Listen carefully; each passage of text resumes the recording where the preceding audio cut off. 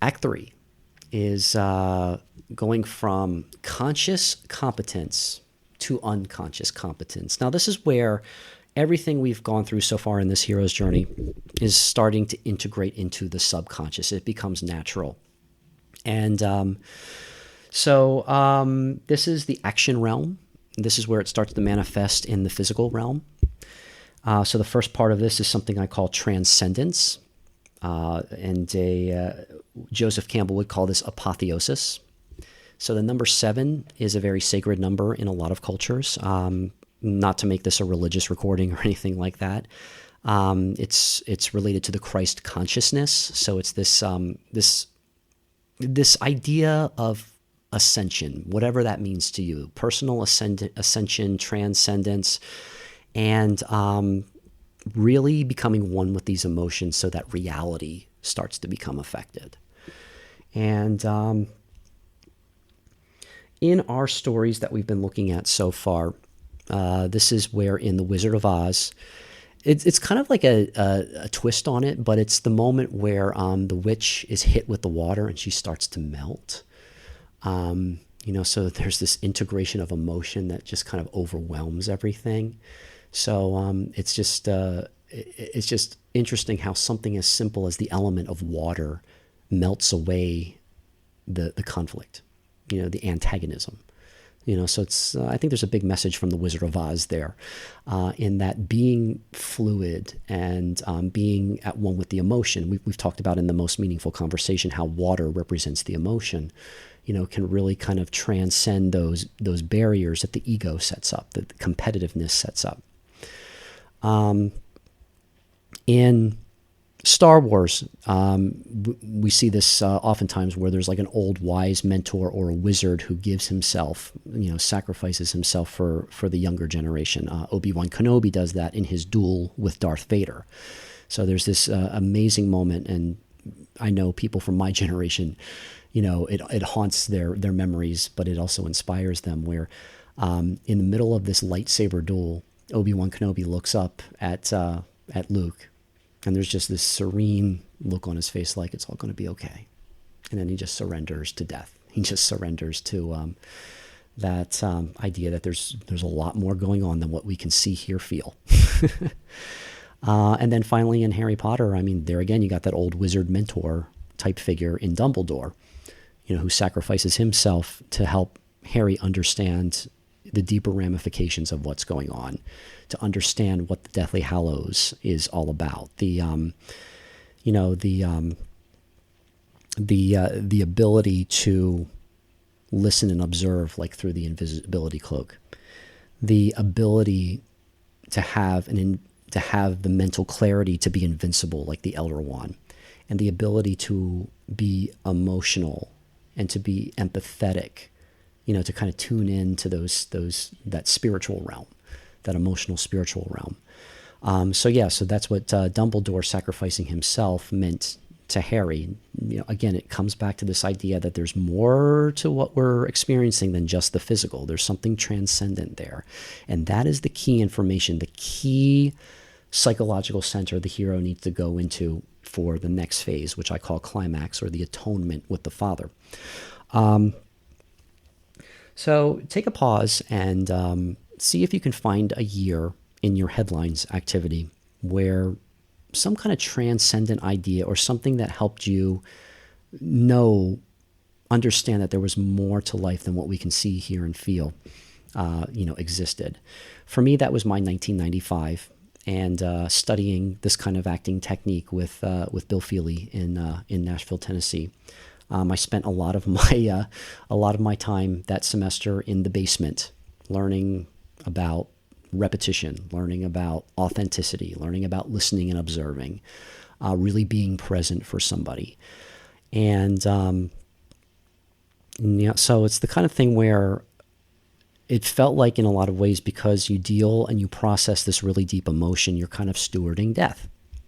And that's something my good friend Marta Reese and I have talked about quite a bit about this idea of courting or stewarding death, is that, it's not as dark as it seems to be. If your ego is kind of in control, It seems like this very dark, thing that causes a lot of fear.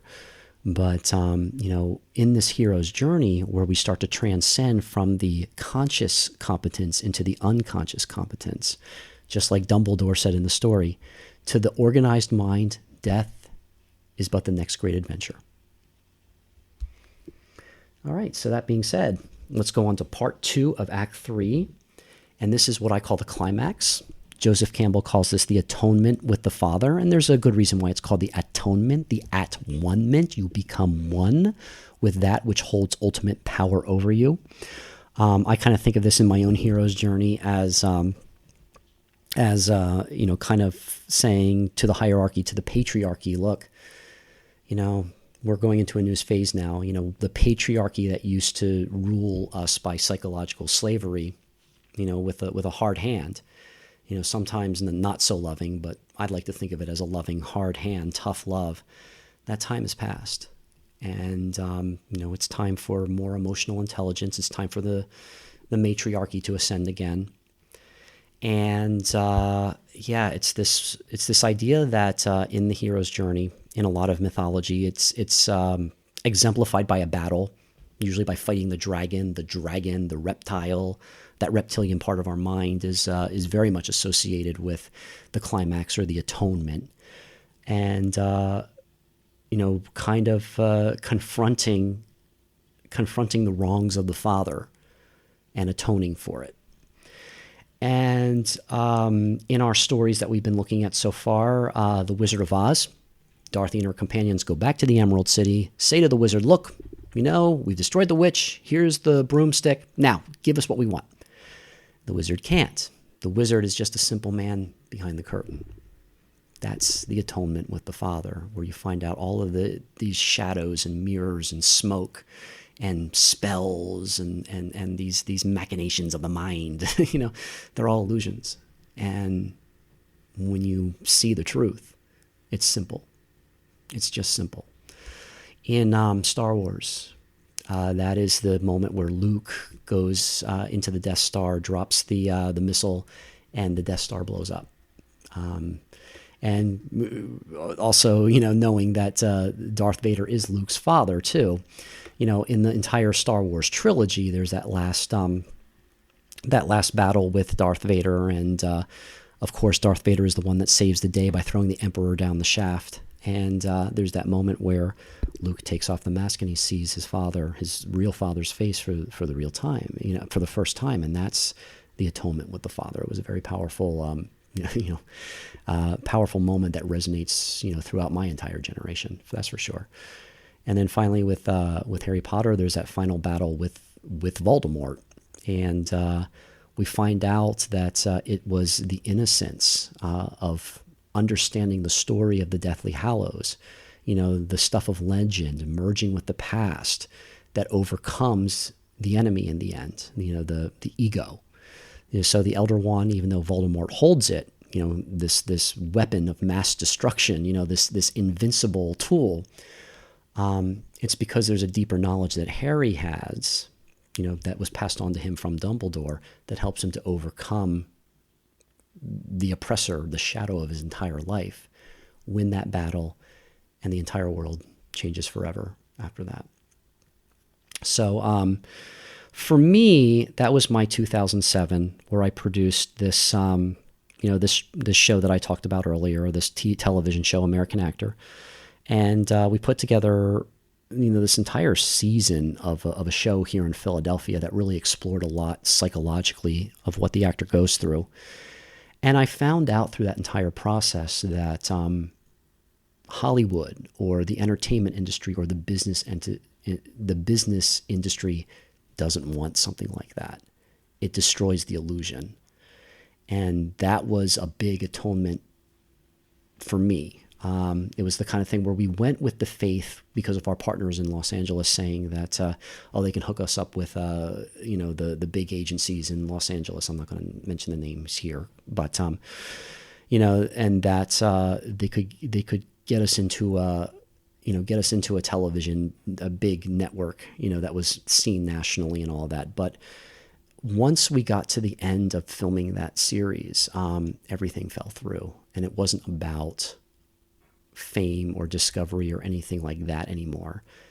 It became seeing it for what it really was. It was this psychological journey that that the actors and myself as the producer and kind of like the director of this experience learned more about ourselves as we went. So that was a big that was a big atonement for me, especially having to announce to the cast, like, look, guys, as we're going into our final performance here, I have to say I'm sorry. We don't have those connections to the agents. We don't have that connection to the networks. All that we have is how well we put together this show and hope somebody recognizes it and gives us the chance. And of course, the story is nobody did, but it was the kind of thing where it was a journey that I know I needed to take in understanding that no one's coming to save you. No one's coming to save us. You know, we have to tap into what we have to give and support each other. We rise together. We rise together. No one's coming to save us. And that was a big, big moment in my life in 2007. So I'll let you pause the recording, and I'll let you find your atonement moment. Maybe your atonement moment is coming up. Who knows? It could be coming in this next year. Okay. So the improv exercises, you know what? I skipped the improv exercises because I'm running out of time, but I'm just going to rewind a little bit and go back to number 7, the transcendence. We do the question circle for that moment in the hero's journey. That's going to take me a while to do that. So, and it's already covered in the most meaningful conversation. But if you haven't listened to that, please, at your earliest convenience, listen to the most meaningful conversation. We go into depth with the question circle there. And that's really more of a conversation that should be done in a small group or with a partner. And then we talked about climax, the atonement with the Father. So the number 8 is the archetype there. The number 8, as above, so below. So the two worlds are starting to merge. You turn the 8 on its side. It's the symbol for infinity. So the number 8 is a very powerful archetype. And that represents the atonement with the Father. And then we go into the final phase of Act 3, where we're in the action realm, the manifestation realm, from conscious competence to unconscious competence. And this is a moment I call destiny. And Campbell will call this the master of two worlds. It's also called the ultimate boon. So this is where the hero starts to return or does return from this world of the unknown, the world of the unconscious, the subconscious, and they have gifts to bestow to mankind. And they might even invite someone else to their own call to adventure. So I like to think that this whole 21st Century Heroes Journey recording is a boon that I'd like to pass on. And it is the master of two worlds because, we've merged the intellect, the mental with the emotional. We're bringing it together and now introducing it into actionable intelligence. And that's really the underlying theme of this whole thing is actionable intelligence. So I've given you exercises to work on your own and to work with partners. And, I'm hoping that this is just the beginning, not the ending of anything, that we're going to meet and that we're going to work together on projects, and everything is about equal partnerships. We're done with the hierarchy. This whole work is about saying no to the hierarchy and let's do a new deal. Let's do a new deal. We're all equal partners in this, and here's the math to support it. So, in our stories with Destiny, what happens is, of course, Dorothy had the power to go back to Kansas the entire time. And that is exemplified through the ruby slippers. Clicks her heels 3 times, and she's back in Kansas. Again, it's that idea that we have the power the entire time. Everything that we were looking for, we've actually had with us throughout this entire journey. It's just a matter of recognizing it. Everything we need is right here, right in our own backyard. So that's a very powerful destiny moment for Dorothy and the Wizard of Oz. In Star Wars, there's a couple moments there. But obviously Luke coming back after being successful in destroying the Death Star, he's reunited with his friends, with Leia and Luke and Chewbacca and R2-D2 and C-3PO. They get this medal. But what's really more important now is that he has this knowledge of a world beyond what he's used to. He knows of the Force now. So his next step, his destiny, is to understand the ways of the Force. I think the end. 9 also represents death in a lot of ways, but also resurrection. It also means a beginning and an ending. So in the Star Wars saga, he gives his father this Jedi death as well.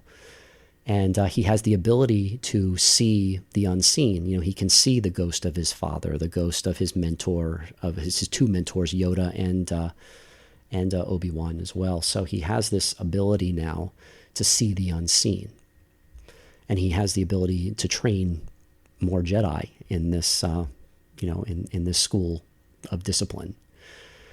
And finally, the Harry Potter story. Harry proves that he's the master of death, and he has these Deathly Hallows. He unites them. These are boons that he could pass on. But what's more important is the story. The story of how to activate, these powers. And, the ability to connect with the unseen, the ability to master the mind, to master the emotions.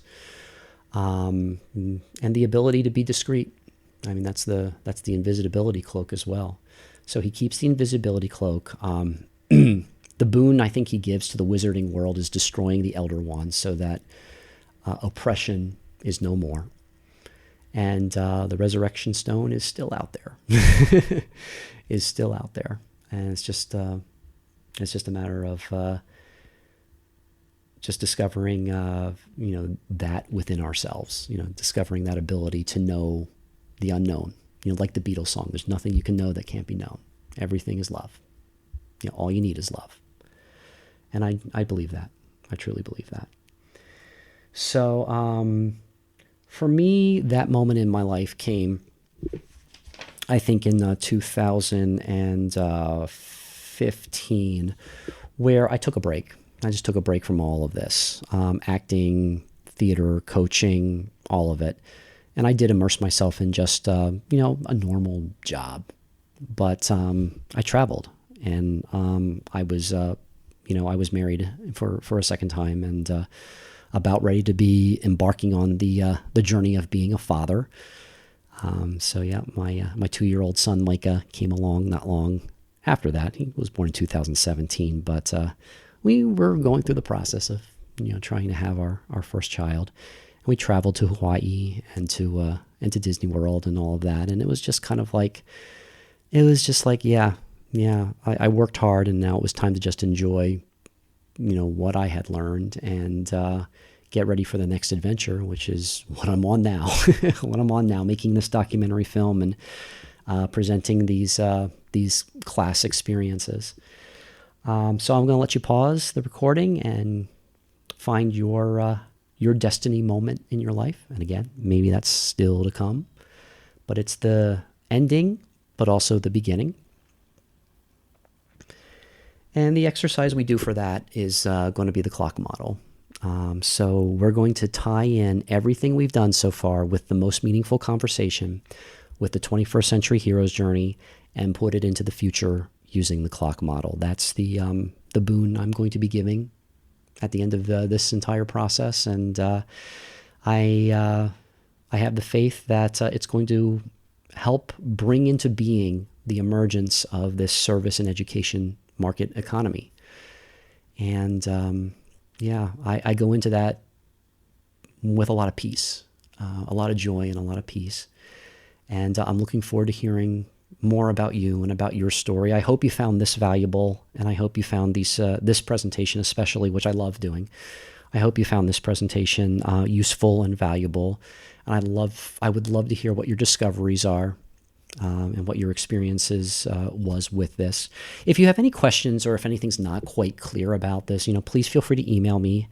I'm at admin@karmicmargincall.com, or you can use karmicmargincall@gmail.com. So please feel free to reach out to me, ask any questions, give any feedback that you want. And the next course that I will be setting up here for and recording will be the one-person presentation, and we'll be working with the clock model on that quite a bit. And really, it answers the question, what happens next? You might be thinking to yourself, okay, I have ideas. I know what I want to share. I know the services and I know the education that I have to offer to the world. What do I do next? How do I be involved? How do we make this happen? And that's going to be addressed in that next presentation, the one-person presentation. And let's see here. Is there anything else I have to share? I'm looking at my notes here. So we talked about that. Another thing you might want to look at if you are asking yourself, well, what happens next? How do I be involved? I will offer the service pages as well. The service pages pretty much asks you more about your story, about what you have that you want to offer, what you want your life to be about, who you're looking to connect with. So that's really the tool that we pass on 2 by 2 to help you reach, as many people as resonates with this kind of material. And, I expect it'll be small at first, but it grows exponentially. It grows exponentially, and we will affect change. All right, so I am at 59 minutes here. So I've been going for 2 hours, and it's been rewarding. I feel relaxed, but I also feel very hopeful. And again, I hope you enjoyed this performance, and I look forward to hearing your story and from you. So, oh man, I just want to go for one more minute just so that I can say I did this for 2 hours straight. Just a quick recap. So we went through 3 acts, and the first act was the mental realm, and that was where we transcended from unconscious incompetence to conscious incompetence, which we start to find out what we don't know that we don't know, but it can be overwhelming. And that's where we went through the origins, shadows, and helping hands phase. Then we went through Act 2.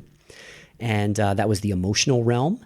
And that's where we go from conscious incompetence to conscious competence by mastering our emotions through the deserts, plot twists, and dark night. And then finally in Act 3, this is where we go from conscious competence to unconscious competence. And we bring the world of the mental and the emotional into the physical. And we start to manifest. And that happens through transcendence, climax, and destiny. My name is Michael Schumann. I am the administrator for the Karmic Margin Call Project. Thank you very much for joining me.